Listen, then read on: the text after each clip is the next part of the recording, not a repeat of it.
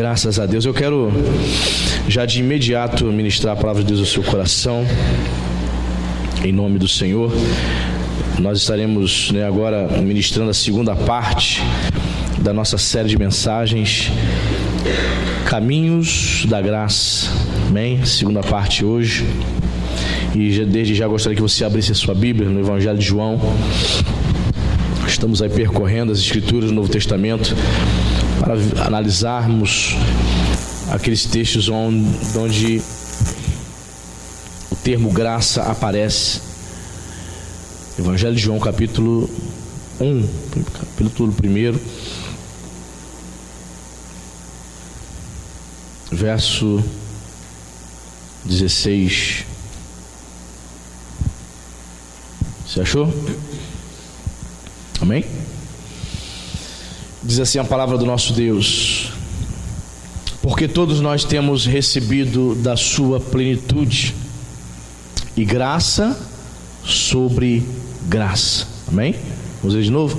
Porque todos nós temos recebido da sua plenitude, e graça sobre graça. Amém?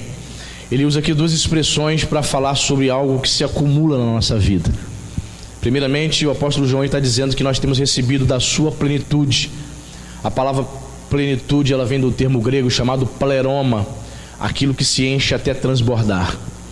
Veja o que o apóstolo João está revelando para nós. Temos recebido da sua graça e temos transbordado com a presença do Senhor nas nossas vidas. Amém? Temos recebido a sua plenitude e graça sobre graça. Um favor que se acumula na vida do crente, na vida do servo de Deus, na vida de todo aquele que nasceu de novo. É a graça de Deus acumulada nas experiências da nossa caminhada, da nossa vida cristã. Amém? É como se o apóstolo João estivesse dizendo para nós assim: olha, vocês têm recebido suprimento espiritual para continuar servindo a Ele.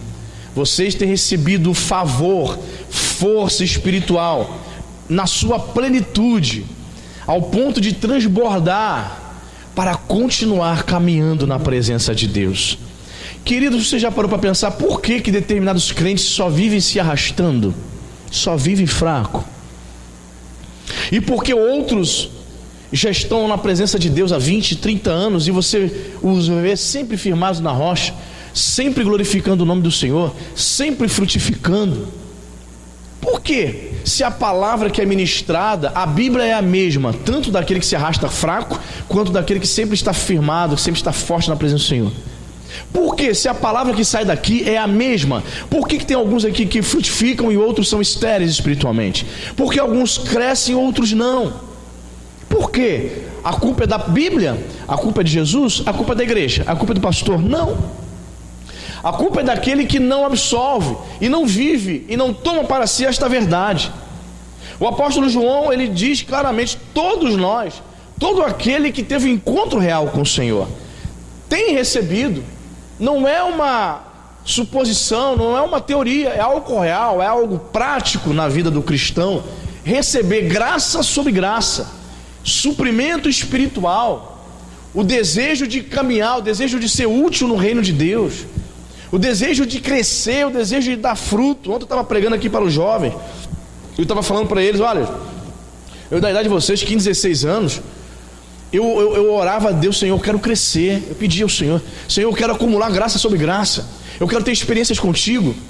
Eu comprei minha primeira Bíblia de estudo com 17 anos, num tempo em que só existia duas Bíblias no mercado, Bíblia Thompson duas Bíblias de estudo que existiam no mercado, a Bíblia Thompson e a Bíblia Vida Nova, que depois se transformou em Bíblia de Estudo Shed. Duas Bíblias de estudo no mercado. Hoje tem 500 Bíblias de estudo no mercado, né? Tem para escolher. Por que o crente não desenvolve, não cresce? Porque ele sequer não investe na vida dele espiritual, não compra um livro para ler, um livro de devocional, um livro espiritual? Por que não compra uma Bíblia de estudo para crescer, para aprender? Por que não faz isso? Porque ele não quer acumular graça sobre graça? Por quê? Eu fico me perguntando, irmãos. Não sei se eu vou ter a resposta. Porque alguns crentes são tão desleixados, porque uns se importam e outros não.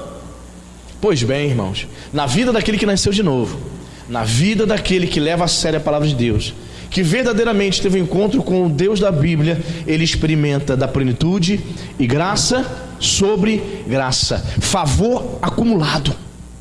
Olha que coisa, irmãos. Não é somente graça, é graça sobre graça, favor acumulado, suprimento, fortalecimento espiritual acumulado na presença do nosso Deus. Amém, irmãos? Temos recebido, é um fato, irmão, não é algo que você vai receber. João declara que nós temos recebido, está no presente o tempo do verbo. Você tem recebido? Pastor, a minha vida espiritual é um caos, eu só vivo fraco, eu só vivo desanimado, não oro em casa, chego aqui na igreja, nem abro a boca, não tenho força para erguer as mãos para louvar o meu Deus, não leio a palavra de Deus, não falo de Jesus para ninguém, não sou uma testemunha fiel. O que está acontecendo, querido? Porque João está declarando, nós temos recebido. Ele não está dizendo para você que você vai receber. Ah, pastor, eu sou um crente fraco, sempre vivo fraco espiritualmente, porque está no tempo futuro, vamos receber ainda. Não, tempo presente, hoje você pode viver uma vida plena na presença de Deus, graça sobre graça. Quem está entendendo? Amém, irmão? Temos recebido, é para hoje, é possível e é da vontade de Deus que eu e você vivamos uma vida espiritual plena, uma vida espiritual abundante de comunhão com o Senhor, que você seja um crente frutífero. Sabe quando você percebe que quando o crente ele é fraco, ele não vive a graça sobre a graça, ele não experimenta renovo e você não vê nele fruto? Quando o crente ele chega numa igreja, ele pergunta: o que essa igreja tem para me oferecer? Ele não procura o pastor para dizer assim: pastor, eu quero congregar nessa igreja, às vezes vindo de outra igreja, né? Quero congregar nessa igreja aqui e eu quero somar, pastor. Aliás, eu quero multiplicar, eu quero ser bênção, conte comigo. Estamos aí para abençoar o povo de Deus. Amém, irmão? Pessoas me procuram e falam isso para mim. Aí eu percebo que elas começam a congregar aqui, eu vejo elas frutificando. Mas por que outras não falam isso? Por quê? Porque elas chegam na igreja e elas vêm com expectativa. O que essa igreja pode me fornecer? Ela não vem com expectativa para servir, para abençoar outros. Ela ainda não experimentou, ela não tem recebido graça sobre graça, porque ela ainda só quer sentar só para receber. Eu não posso doar-me, eu não posso abençoar o meu irmão, eu não tenho capacidade para abençoar ninguém, pastor. Eu não tenho recebido graça sobre graça. Se você não tem recebido, busque isso da parte de Deus. Busque. Qual o segredo? O segredo é buscar. O segredo é crer que você pode receber graça sobre graça. Amém? Segundo texto, está logo abaixo aí, ó. Verso 17. Olha o que o apóstolo João vai dizer. Porque a lei foi dada por intermédio de Moisés. A graça e a verdade vieram por meio de Jesus Cristo. Olha o que João está dizendo. A lei foi dada por intermédio de Moisés e a graça e a verdade por meio de Jesus. Isso não significa, irmãos, que a lei não fosse verdadeira.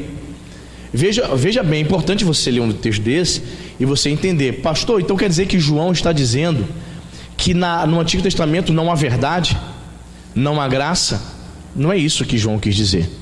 Ele quis dizer que a graça se revela no Novo Testamento, na Nova Aliança, de forma muito mais explícita e abundante do que no Antigo Testamento. No Antigo Testamento você vê graça, sim ou não? Já ouvi falar de teólogos que negam isso. Isso é uma mentira. Noé achou graça diante de Deus. A graça de Deus aí, salvando Noé e sua família do dilúvio. Então você vê sim no Antigo Testamento manifestação da graça. Você vê sim a manifestação da graça na lei. Contudo, o que o João está ensinando para nós aqui é que a plenitude, a revelação dessa graça se dá na sua plenitude em Jesus. Você está entendendo isso, irmão? Ou seja, a lei, ela não significa que ela não fosse verdadeira, mas sim que ela não foi capaz de resolver o problema do pecado. A lei tinha uma função. Qual era a função da lei? Mostrar o pecado. Ai de você se violasse as leis, será morto, será apedrejado, vivia pedra na capital. Então as pessoas viviam a lei na base do medo, do terror. Então a função da lei foi mostrar, apontar o erro do homem. Mas Jesus, vindo, morrendo na cruz por nós, ele resolveu o problema do pecado, amém? Hoje o Espírito de Deus habita no crente, capacitando o crente a viver na plenitude, vivendo graça sobre graça. Você entende isso, irmão? A lei não condicionava. É só você observar. Conta-se nos dedos os personagens no Antigo Testamento que tiveram experiências com o Espírito Santo. Você conta Davi, quem mais? Sansão. Conta-se nos dedos aqueles que eram revestidos do Espírito Santo para realizar algo em prol da causa do Senhor. Só que na nova aliança é diferente. Todos nós, repita comigo, todos nós somos habitação do Espírito Santo. É diferente. Então, na nova aliança, em Cristo Jesus, a graça, o favor e a verdade vieram por meio de Jesus Cristo. Escrevi mais aqui no meu esboço o seguinte: em Cristo esses benefícios, da graça são revelados de forma plena. Amém? Em Cristo a graça e os benefícios do sacrifício dele são revelados de forma plena. Por exemplo, é na nova aliança que Jesus vai dizer: vou para o meu Pai e não vos deixarei órfãos, eis que vos enviarei o Espírito Santo, o Espírito Consolador. Olha só, irmãos, no Antigo Testamento eles não tinham esse entendimento. Os santos do Antigo Testamento só visualizavam a lei. E José, por exemplo, que viveu antes da lei, eles tinham pouca noção das coisas de Deus, da vontade de Deus. Não tinha nada escrito. Normalmente eles se guiavam muito mais pela sua consciência, ou pelo ensino oral, que não deveriam adorar outros deuses. Isso antes da lei. Quando chega a lei, o povo de Israel tem uma noção maior da vontade de Deus. Mas a vontade na sua plenitude é revelada através da pessoa do Senhor Jesus. Quem está entendendo isso? Amém? Então vamos compreendendo isso bem. Outra coisa também que eu aprendo é o seguinte: eu escrevi o seguinte também aqui no meu esboço. Hoje no Novo Testamento nós recebemos em plenitude o que os homens do Antigo Testamento receberam em parte: o Espírito Santo, a revelação da pessoa divina. Amém? Vou te dar outro exemplo aqui sobre revelação e entendimento que no Antigo Testamento receberam em parte, e no Novo Testamento hoje, na Nova Aliança, nós temos a revelação total.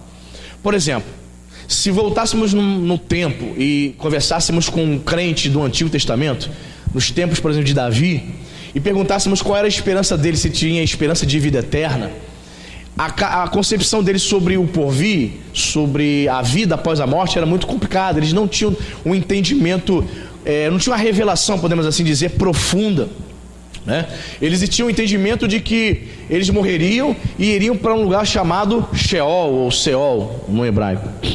Eles não tinham esse entendimento que nós temos hoje, de que quando o crente morre vai para um lugar chamado paraíso no céu. Não, eles não tinham esse entendimento. Eles criam sim na ressurreição. Tanto é que há essa declaração acerca da ressurreição dos corpos lá no livro do profeta Daniel. Só que entendimento de céu, eles não tinham esse entendimento, os judeus do Antigo Testamento.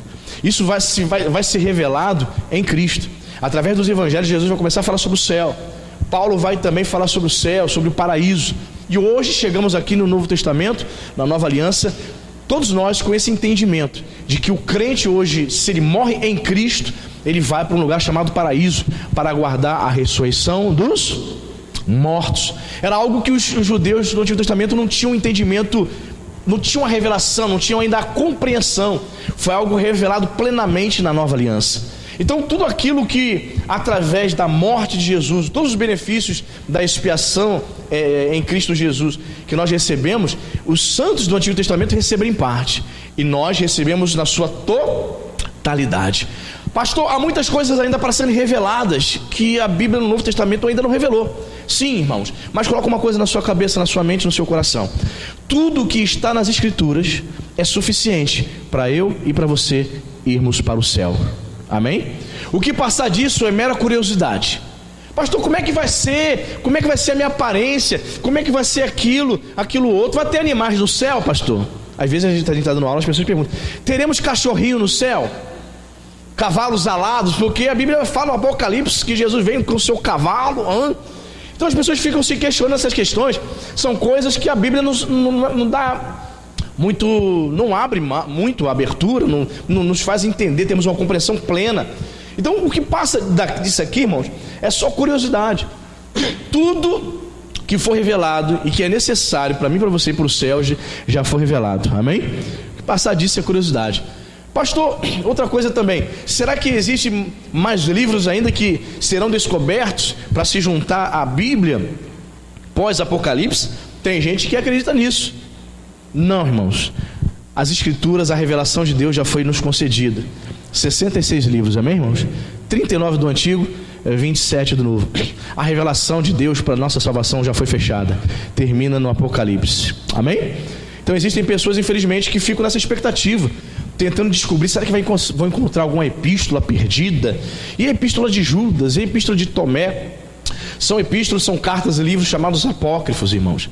Não são revelação de Deus. A revelação de Deus para nós são as Sagradas Escrituras, os 66 livros da Bíblia, amém? Tudo está aqui é o suficiente para que eu e você possamos ser salvos. Então nós aprendemos aqui que a graça e a verdade vieram por meio de Jesus Cristo. Jesus é a revelação final e definitiva dessa graça. Olha que coisa interessante, irmãos. Não sei se você sabe, o espiritismo kardecista ensina que o Consolador não seria o Espírito Santo. Não sei se você sabe disso. Pastor, quem seria então? Segundo a visão kardecista espírita, Chico Xavier, Allan Kardec, nessa turma aí, eles creem e ensinam que o kardecismo é o Consolador. A própria religião kardecista seria a terceira pessoa da Santíssima Trindade. Olha só, irmãos, que absurdo. Olha que presunção, né? A religião deles seria a revelação maior. Por isso que existe um livro chamado, no Espiritismo, eu falo isso porque dos meus 8 até os 18 anos eu tive um padrasto espírita kardecista, e tinha muitos livros espíritas em casa, e de vez em quando eu olhava, folheava, e tem um livro lá chamado O Evangelho segundo o Espiritismo. Não é o Evangelho segundo a Bíblia. Eles possuem o Evangelho próprio, o Evangelho segundo o Espiritismo, que ensina coisas que tem nada a ver com as Escrituras. Eles não creem no inferno, eles não creem na existência de um céu, não creem nada disso. Eles acreditam em reencarnação. E a Bíblia não ensina acerca de reencarnação, amém, irmãos? O crente não crê em reencarnação.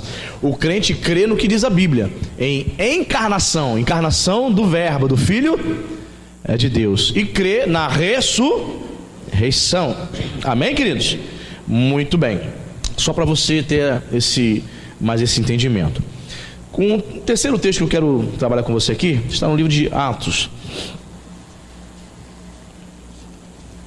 capítulo 4.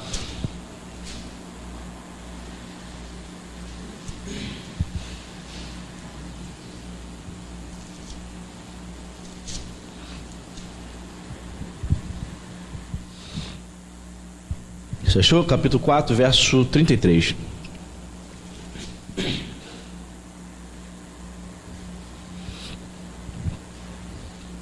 Você achou? Amém?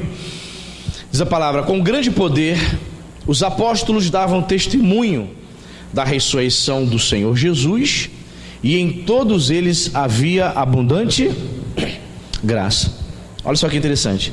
Nos apóstolos, em todos eles havia abundante graça. Mas antes dele fazer essa declaração, o que o evangelista Lucas está dizendo?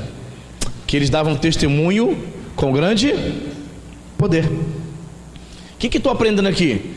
Crentes cheios da graça, crentes onde eu percebo abundante graça, como eu falei antes, eles dão testemunho, eles falam, eles pregam.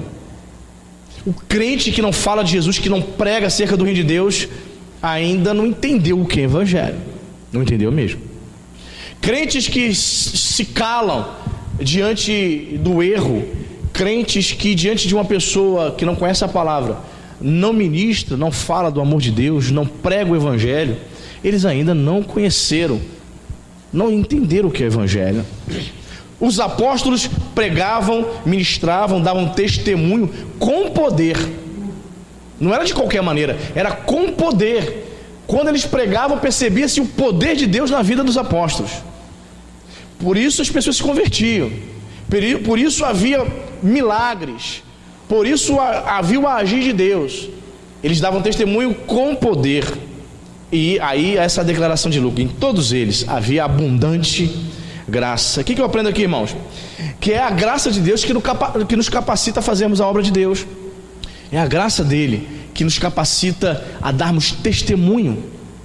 Testemunho.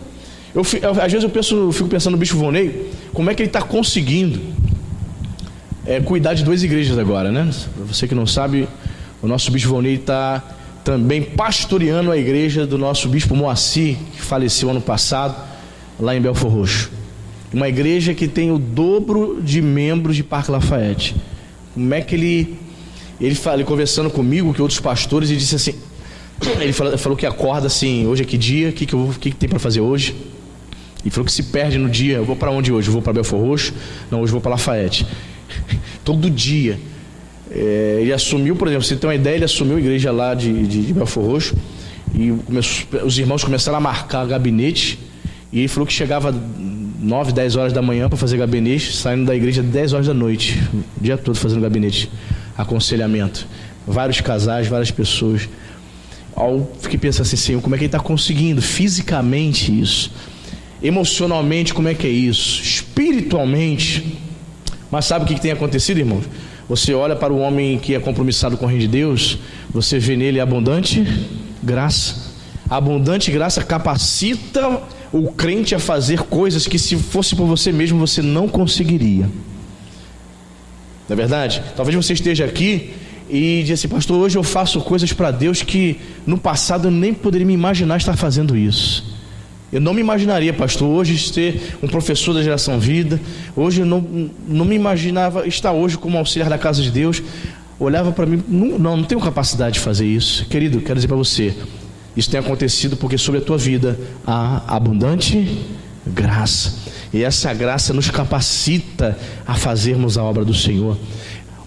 A terminologia já está nos ensinando: a obra é do Senhor. Se Ele é um Deus de sobrenatural, nós precisamos ser capacitados sobrenaturalmente para fazermos a obra dEle. É por isso que eu sempre digo para você: não tente fazer a obra de Deus de qualquer maneira, sem ter comunhão com Deus, sem buscar a Deus em oração, sem buscar ao Senhor na leitura da palavra, sem buscar essa comunhão. Não tente fazer isso, porque vai dar ruim. Mais cedo ou mais tarde você não vai resistir. É tentar fazer algo espiritual, sobrenatural na carne. Não consegue. Tenta 1 mês, 2 meses, 3 meses, 6 meses, mas ela não resiste. Por quê? Porque ela não está valorizando, não está investindo na sua vida espiritual. Então você vai perceber que ela não consegue testemunhar com poder. Os discípulos testemunharam com poder. Em primeiro lugar, eu vejo perseverança no caráter dos apóstolos. Estava até comentando, não sei com quem estava comentando, mas eu estava comentando, é muita gente. Estava falando sobre os apóstolos. Foi no casado. Irmãos, pensa bem. Jesus em Lucas 24:49 vai dizer assim para os discípulos: ficai em Jerusalém até que do alto sejais revestidos de poder. Falando do revestimento de poder, da descida do Espírito Santo sobre os apóstolos, certo? Fica em Jerusalém. E a galera era de onde, essa turma aí? Era todo mundo da Galileia. Eles teriam que voltar para casa, eles teriam que voltar para o norte. Mas Jesus diz: fique aqui, na grande metrópole, no sul. Irmãos, a Bíblia não descreve como é que essa turma ficou da Páscoa. Eram 120 discípulos, não é isso? O livro de Atos diz que eram 120 discípulos que estavam reunidos no cenáculo, de maneira que o Espírito Santo veio sobre eles, não é isso? Muito bem, pensa comigo. Da Páscoa até a festa de Pentecostes, 50 dias se passaram. Pentecostes, 50. Muito bem. Aonde esse pessoal dormiu, irmão? Eram pessoas simples, camponeses. Não era um pessoal que tinha dinheiro para pagar hotel, não, estalagem não. Aonde essa galera ficou? 50 dias. Como é que foi a motivação desse pessoal quando alguns desses apóstolos, desses discípulos, talvez pensaram em voltar? Caramba, Jesus falou para a gente ficar até o Pentecostes, até a outra festa, mas eu tenho um monte de coisa para resolver em casa. Deixei lá o cachorro sem comida lá em casa. Eu deixei lá a casa toda desarrumada. A gente já está aqui há 15 dias, 2 semanas, mas Jesus falou para ficar 50. 2 meses aqui, irmãos. Eu não sei quanto a você. Se eu sair e for para algum lugar, se eu ficar no 3º dia longe da minha casa, eu já estou agoniado. Você fica assim, irmão? Eu amo a minha casa, eu amo o meu quarto, eu amo o meu sofá, eu amo a minha cama. né? Tem congresso de pastores lá em Águas de Lindóia. A gente vai numa segunda-feira, a gente retorna quinta-feira de manhã. Querido, legal, segunda-feira você chega cheio de ânimo, né? Terça-feira, aleluia, pá. Irmão, quando dá quarta-feira depois do almoço, eu já tô querendo a minha casa. Falei, Cíntia, eu já quero voltar para casa. Tem gente que gosta, né? Vai para casa dos outros, fica 15 dias, né? 10 dias e tal. Eu não sei se você é assim, mas eu não gosto de ficar na casa dos outros, então eu gosto da minha casa. Eu fiquei pensando nessa turma, 120 pessoas, aonde eles estavam dormindo? Eles estavam dormindo na casa de quem? Será que todos tinham condições de pagar a estalagem? Para esperar a festa da Páscoa até a outra festa? Mas eles haviam recebido uma ordem de Jesus: ficai aonde? Em Jerusalém, até que... O tempo foi passando, irmãos, eu fico imaginando isso, eu fico me colocando no lugar.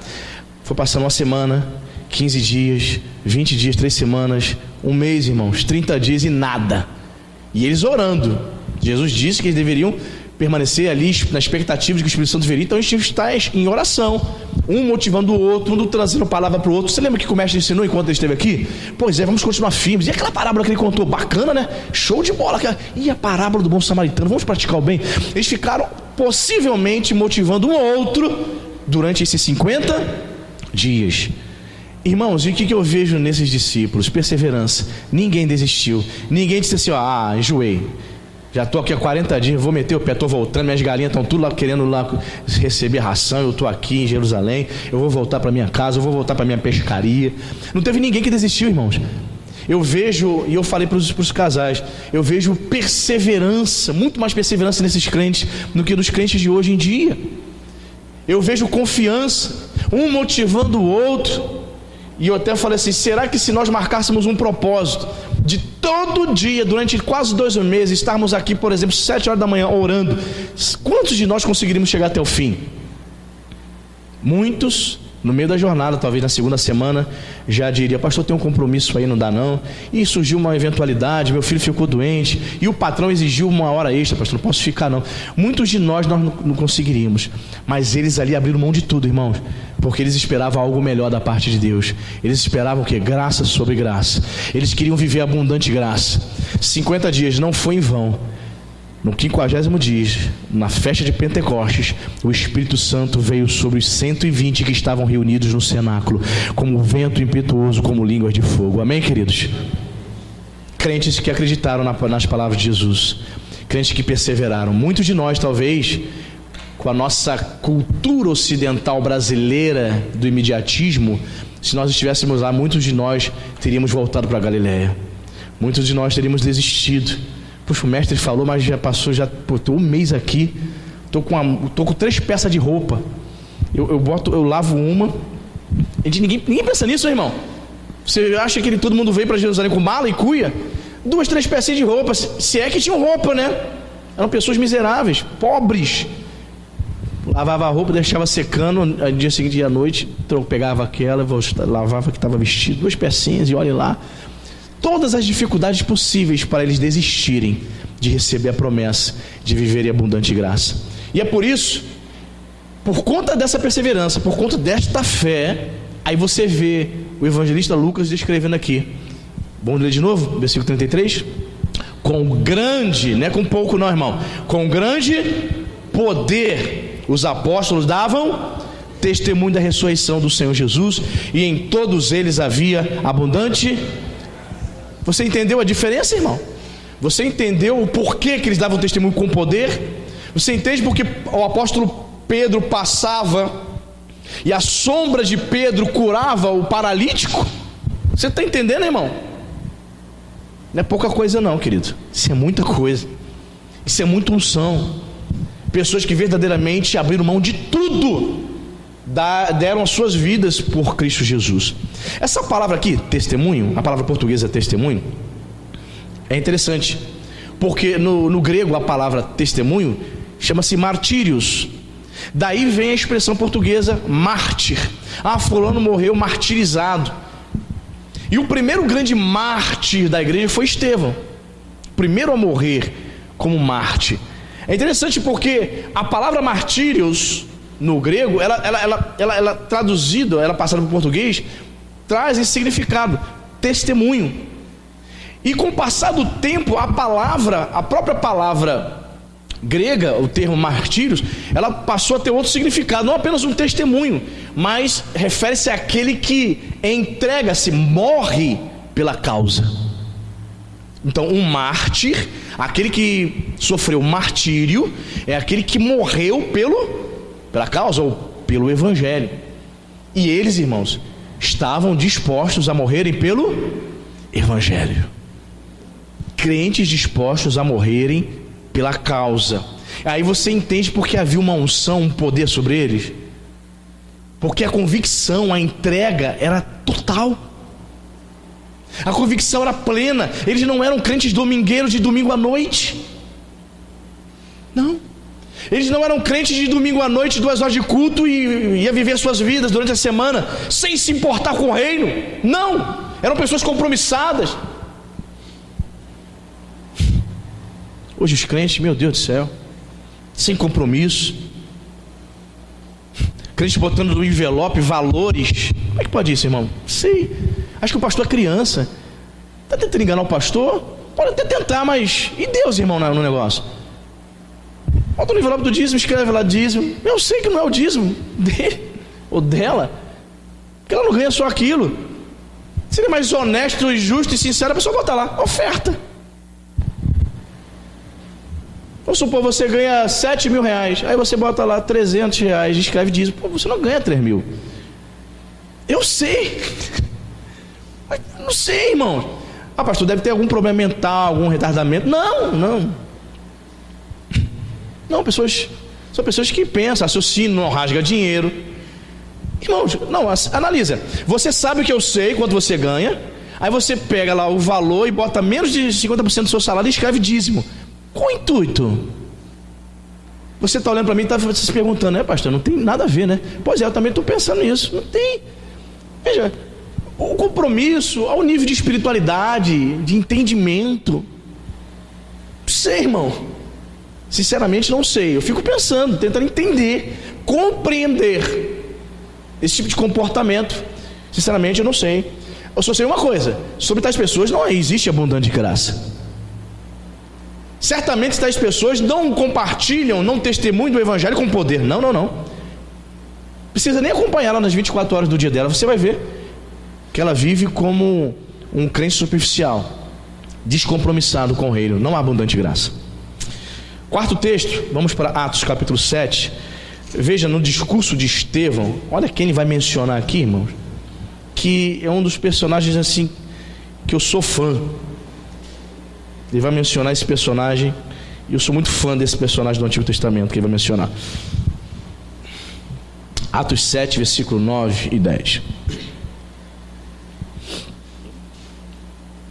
Diz a palavra: os patriarcas, invejosos de José, ou seja, os irmãos dele, venderam-no para o Egito, mas Deus estava com ele. Ao verso 10, Estevão, lembrando desse fato, diz: e livrou-o de todas as suas aflições, concedendo-lhe também, graça aí, sabedoria perante Faraó, rei do Egito, que o constituiu governador daquela nação e de toda a casa real. Olha que interessante. Estávamos aqui no início da pregação falando acerca de alguns teólogos que dizem que a graça não se manifesta no Antigo Testamento, né? Eu citei Noé, aqui ó, mais um personagem do Antigo Testamento, no qual a Bíblia claramente tem a testificação aqui de Estevão no Novo Testamento, comprovando, testificando que em Noé, ou melhor, em José, havia graça e sabedoria. Legal, havia graça em José, sabedoria. Mas você viu o que diz o verso 9, primeiramente? A parte final do versículo 9. Mas Deus estava com ele. Então, quando Deus está conosco, irmãos, quando Deus está comigo, Ele me concede favor e sabedoria. Graça e sabedoria. Deus estava com José. Por isso você vê na vida dele, você lendo a história de José, você vai ver o favor de Deus. Mas, note bem, ele ficou na rede tomando água de coco para que a graça se manifestasse na sua vida, foi isso? José só tomava água de coco lá no Egito, só balançando a rede. É isso, irmão? Não. José foi tentado por várias vezes a permanecer ou a manter um ódio, uma amargura, uma mágoa dos seus irmãos que o venderam. E ele venceu essa mágoa. Ele perdoou seus irmãos. Sim ou não? Sim. José teve todos os motivos para ser um cristão, vou usar esse anacronismo, um crente extremamente frustrado, estressadinho, porque ele foi injustiçado pelos seus irmãos. Chegando no Egito, ele é injustiçado pela mulher de Potifar, é preso injustamente, ou seja, ele tinha todos os motivos para ser um cara revoltado, mas ele escolheu não ser. Ele escolheu o lado do bem, ele escolheu servir a Deus, escolheu temer o Senhor. Aí Estevão, séculos depois, vai dar esse testemunho acerca de José.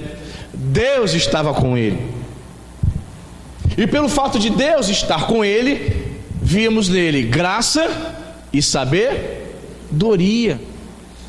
Deus estava com ele. A pergunta que se faz: José estava com Deus? Sim ou não? Sim.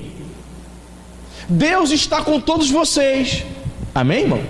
Deus está com qualquer crente, qualquer pessoa que professa a fé. A pergunta que eu faço: será que você está com ele?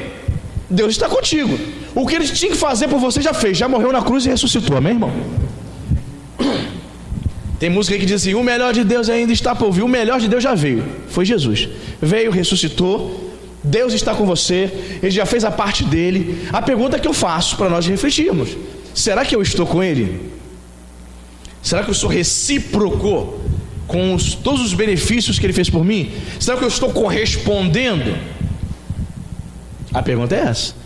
Deus está conosco, Deus está com fulano, com Beltrano, Deus é com fulano, mas a pessoa não quer ser com ele, não quer buscar Deus, não quer ser obediente.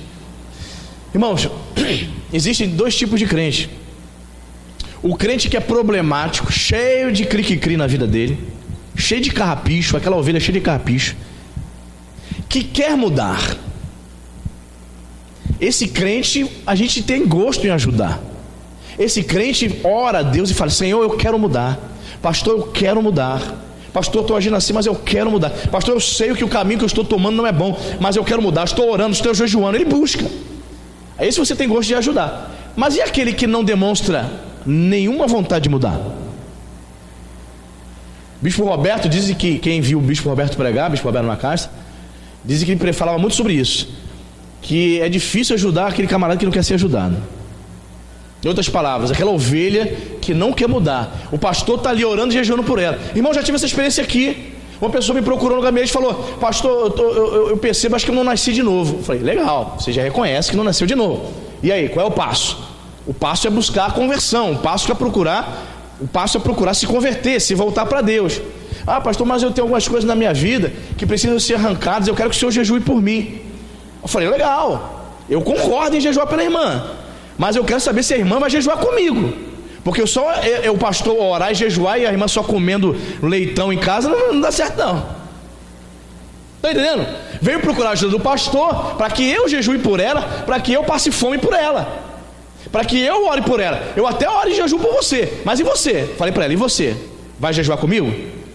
Eu não te vejo domingo de manhã em culto de ensino. Primeiro passo para você nascer de novo, você tem que aprender a palavra. A palavra tem que entrar na tua vida, meu irmão. Lá no gabinete falei isso para ela. A palavra tem que entrar na sua vida, no seu coração. Não te vejo terça-feira orando aqui. Nascidos de novo oram. Eu não te vejo na sua casa orando. Então eu quero te ver terça-feira orando aqui. Quinta-feira eu não te vejo aqui. Está vindo quinta-feira? Ouvir a palavra meio de semana? Não há impedimento para a irmã. Não te vejo. Domingo de manhã a irmã não vem. Irmãos, só fui jogando. Ela foi só encolhendo na cadeira. E eu disse para ela: eu jejuo e oro pela irmã, passo fome, fico com fome, deixo de tomar meu café, vou jejuar pela irmã. Mas eu posso ter a convicção da irmã que a irmã também vai jejuar também, porque é pela tua vida. Eu vou jejuar pela tua vida, tu vai jejuar pela... Então vamos unir. Só eu, irmão? Então, querido, ajudar a pessoa que não quer ser ajudada fica difícil, né, irmã? Não fica? Então tem um monte de gente assim, 90% dos crentes são assim. Pastor, passa fome por mim aí, jejum por mim aí. Aí é mole, né, querido? E você? O que você vai fazer? Aí eu falei para ela, irmãos, olha só, domingo de manhã eu quero te ver na igreja. Vou jejuar. Aí eu fui, orei. Vai jejuar também? Vai orar também? Ela, vou. Ficou assim meio sem graça. Ela não contava com as minhas astúcias. Ela, vou, pastor, vou, quero te ver domingo de manhã. A irmã está em casa, eu sei que a irmã tem, a irmã não trabalha, a irmã acorda meio-dia, já falou para mim que acorda meio-dia, pois é, acordou um pouquinho mais cedo, vai buscar Deus. Quem quer nascer de novo tem que procurar ao Senhor, tem que buscar o Senhor, sim ou não? Ela, aleluia, amém. Quando foi no domingo de manhã, ela estava aqui. Falei, muito bem, valeu a pena ter jejuado essa semana por ela. Falei, Cintia, vamos ver se a irmã vai estar no segundo domingo aqui. Vamos continuar orando, jejuando por ela, mas vamos ver se ela vai estar no segundo domingo e na terça-feira. Tu vê, irmão? Nem ela. Nunca mais. Nunca mais. Aí, irmãos, aí eu vou continuar jejuando, passando fome, orando para uma pessoa que não quer. Quando a pessoa demonstra que quer, aí vale a pena. Você está entendendo, querido? Então, a gente tem que analisar os tipos de pessoas. Deus estava com José. Mas José, você vai ver a história de José. José estava com Deus, sim ou não? Temor de Deus, não guardava mágoa dos irmãos, limpou o coração, perdoou todo mundo, perdoou a mulher de Potifar, aquela mentirosa, aquela giraia, perdoou todo mundo. Aí a Bíblia vai dizer, Deus estava com José, porque antes José havia se voltado para ele. Aí a Bíblia declara aqui, claramente, Deus livrou de todas as suas aflições, concedendo-lhe também graça e sabedoria. Amém, irmão? Coisa linda. Deus está contigo e comigo se eu me voltar para Ele. Tão simples, né? É simples, pastor, mas muitos não estão praticando, né? Essa que é a grande dificuldade. É simples, na verdade é simples, só que tem que pagar o preço. Uma das pessoas não querem pagar o preço. Essa irmãzinha não quis pagar o preço. Ela queria que eu jejuasse por ela, ficasse com fome em prol dela, mas ela mesma não queria. E a maior beneficiada seria ela, né? Se ela continuasse firmada conosco, buscando a Deus em oração, buscando o Senhor na palavra, orando e jejuando, mas ela não quis. Você está entendendo, irmão? Certa vez uma pessoa me procurou aqui, assistiu um culto, aí me procurou, fez um gabinete e falou, pastor, eu tenho problemas com homossexualismo, sou gay. Eu falei, muito bem. Você sabe que isso aí, meu amigo, vai ser vencido com o quê? Com Deus. É Deus que liberta, só o Espírito Santo. Então o que você tem que fazer? Por exemplo, nós temos culto de oração aqui terça-feira. Você vai ser o primeiro a chegar aqui. Eu chego 7 horas aqui. Que tal o querido chegar aqui umas 10 para 7? Eu quero ver força de vontade em você. Eu quero ver você disposição, pagando preço, para ser liberto dessa maldição, desse pecado. Aí ele veio numa terça-feira e tal, sumiu. Nunca mais. As pessoas não querem pagar o preço. Elas querem que façam por ela. Você está entendendo? Quantos colocam pedido de oração aqui e nunca vieram terça-feira? Quantos? Ela pensa o seguinte, não, pastor tem que orar por mim, pastor vive disso, pastor é pregador, é pastor, os irmãos que vêm na terça-feira, eles que orem por mim. Será, irmão, que você está sendo com Deus? Deus é contigo, mas será que você está querendo ser com Ele? Percebe? A gente vai aprendendo com essas coisas, né? E o último texto para a gente poder participar da ceia, Atos 13:43, que vai falar também sobre graça. Atos dos Apóstolos 13, versículo 43.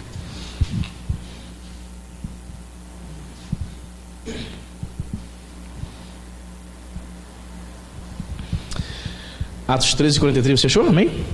Diz a palavra de Deus. Despedida a sinagoga, muitos dos judeus e dos prosélitos piedosos seguiram Paulo e Barnabé, e estes, falando-lhes, os persuadiam a perseverar na graça de Deus. Então aprendemos aqui, irmãos, com esse texto aqui, que a graça, eu e você precisamos perseverar, continuar confiando na graça. O que eu aprendo aqui? Que é possível você ter a graça de Deus na tua vida e deixar de tê-la. Ele diz para as pessoas continuarem o quê? A perseverar na graça. O favor de Deus está sobre o crente, mas se ele não perseverar, se ele não viver a vida cristã, essa graça, esse favor pode ser o quê? Retirado, irmão. Quantos cristãos já não tem mais o Espírito Santo? O Espírito Santo de Deus já se retirou da vida dela e elas nem perceberam. Ela acha que tem Deus ainda só porque ela vem no culto de domingo. Ela acha que está cheia de Espírito Santo. Mas o Espírito Santo já se retirou da vida dela há muito tempo. Ela é uma religiosa. Isso ela consegue ser. Porque religioso, presta atenção, irmão. Você consegue ser um macumbeiro por 30 anos, é um religioso. Segue uma religião. O indivíduo consegue ser um testemunho de Jeová, o adventista, por 30 a 40 anos, como tem lá. São religiosos. Eles não precisam do Espírito Santo para participar de uma religião. Muitas pessoas não precisam do Espírito Santo para frequentar aqui. O Espírito Santo não está na vida dela, não. Ela é religiosa. Não vive a fé, ouve a mensagem, o evangelho, mas não pratica. E o Espírito Santo não está na vida dela, porque ela é escrava do pecado, vive de qualquer maneira aí fora. Você entende? Então ela é apenas uma religiosa. Ela deixou de perseverar na fé ou na graça de Deus. Existe uma versão da Bíblia chamada NVT, Nova Versão Transformadora, que ao invés de traduzir perseverar na graça de Deus, traduz confiar na graça de Deus. Amém? Algumas pessoas dizem, teólogos, estudantes da Bíblia, dizem que o cristão, ele, uma vez salvo para sempre, né? A grosso modo seria a teologia calvinista. Mas isso, irmãos, não é uma verdade. Há possibilidade de você deixar de perseverar. Há possibilidade de você cair da graça. Há possibilidade do indivíduo deixar de confiar na graça. Se não houvesse essa possibilidade, jamais você iria ler um texto desse, dizendo para mim e para você, que nós devemos perseverar na graça, continuar praticando aquilo. Vamos voltar ao caso aqui, por exemplo, dos 120 discípulos que receberam o Espírito Santo no dia de Pentecostes. Receberam o Espírito Santo, falaram línguas, legal. E aí? Acabou? Vamos deixar de se reunir? Agora vamos voltar todo mundo para Galileia. Acabou? Não. Ali nascia a igreja. Ali eles começaram a se reunir com muito mais frequência. Aí o próprio capítulo 2 de Atos vai dizer que eles se reuniam diariamente no partir do pão, perseveravam na doutrina dos apóstolos, perseveravam no partir do pão, perseveravam na oração todo dia, irmão. Hoje nós na igreja nos reunimos, 3, 4 vezes por semana, porque entende-se que você, no dia que não tiver culto aqui, vai buscar Deus também, amém, irmão? Ou não? Ah, pastor, segunda-feira não tem culto na igreja, né? Ah, folga de Jesus também. Ah, nem ora, aleluia. É isso, irmão? Tá fazendo isso, né? Tá não? Ainda bem. Quarta-feira não tem nada na igreja, pastor. Folga de Jesus, vou passear. Vou ver Vingadores Ultimato, onde o Homem-Aranha, Capitão América e Homem de Ferro morrem. Já deu spoiler, e aí? Ai, meu Deus, no meu tempo de criança, Diácono Jorge, eu queria, se o irmão tivesse visto o filme, eu queria, me conta o final, porque eu já estou sabendo quem morre no final. Não tinha nenhum problema. Hoje não, me conta o spoiler não, ainda não. Tem até briga. Me conta o final não, vai perder amizade. Antigamente eu queria saber, não, eu vou para o cinema, eu vou ver o filme, já sei o que acontece, já estou preparado, não quero surpresas. Entende, queridos? Infelizmente, muitos cristãos estão deixando de perseverar na graça. A graça, olha só, se a graça é o favor de Deus sobre a minha vida, ele está dizendo aqui, eu devo continuar perseverando neste favor, buscando esse favor. Como é que se busca o favor de Deus? Como é que eu busco, como é que eu persevero no favor, na graça de Deus? Simples, irmão, fala assim comigo, orando. Aí tu não gosta de orar, fica complicado, né, irmão? Uma coisa que eu e você temos que aprender diariamente, coloca no teu coração. Nós temos que orar sempre, até mesmo quando nós não estamos com vontade. Não é todo dia que você está com vontade. Não é todo dia que você está cheio de fé para fazer longas orações espetaculares. Aquele dia que tu não quer nem falar nada com Deus. Há dia que você não quer abrir as escrituras para nada, que você olha assim, 2, 3 páginas, e Deus não está falando, aí fecha. Aí você tem que se conformar. Aí você vai, isso, carne, predomina, governa. É isso? Não, irmão. O crente tem que orar até mesmo quando não está com vontade. O crente vem para o culto até mesmo quando não está com vontade. Ai, enxaqueca, dor de cabeça. Irmãos, ontem eu estou percebendo que estou ficando velho. Ontem eu vim para cá de manhã, aí eu fui cortar grama, com a máquina, lá na frente, aqui e tal, aqui dentro. Mas era um sol de meio-dia, irmão. Já começou a dar aquela fraqueza, já estava... Eu molhava a cabeça com água. Legal, então tem aquele movimento, né? Com a máquina. Queridos, quando eu saí daqui do culto jovem ontem, uma dor na coluna, nas costas, que pegava aqui do meio, e ela ia descendo pelas pernas até a planta dos pés, que eu falei, sinta em nome de Jesus, cadê o bengué? Cadê o bengué? Meu Deus. Eu falei, percebo que eu estou ficando velho, irmão. Você entende? Meu Deus do céu. Aí, qual é a lógica? Se eu não sou pastor, irmão, eu não ia nem passar um bengué, já para amanhecer propositalmente. Estou com uma dor na coluna, assim, vai você para a igreja. Eu vou ficar em casa aqui só em espírito de oração. Querido, a gente vem para a igreja. Já preguei aqui resfriado, já preguei aqui com dor no corpo, tomo um Dorflex alguns minutos antes de subir no altar, que já dá fica elétrico. Aí depois do culto, aí já começa o efeito ir embora e volta a dor de cabeça, dor no corpo. Não sei, irmão, não sei. Será que os 120 discípulos, durante os 50 dias, as irmãs ficaram com DPM, aquelas irmãs lá? Sim ou não? Claro que ficaram, né? Será que os irmãos ficaram doentes, desanimados, sem vontade de orar? Ficaram, irmãos. Todo mundo ali de carne e osso. Todos nós somos tentados a não buscarmos a Deus, a não perseverar na graça. Mas persevere no favor de Deus, amém? Não deixe de orar. Não deixe de orar, não deixe de buscar Deus. Mesmo quando você não estiver nem um pouco a fim de orar. Quando você não estiver nem um pouco a fim de vir para a igreja, vem para a igreja, porque Satanás sabe que Deus tem bênção para você naquele dia, irmãos. Algo vai ser liberado da parte do Senhor.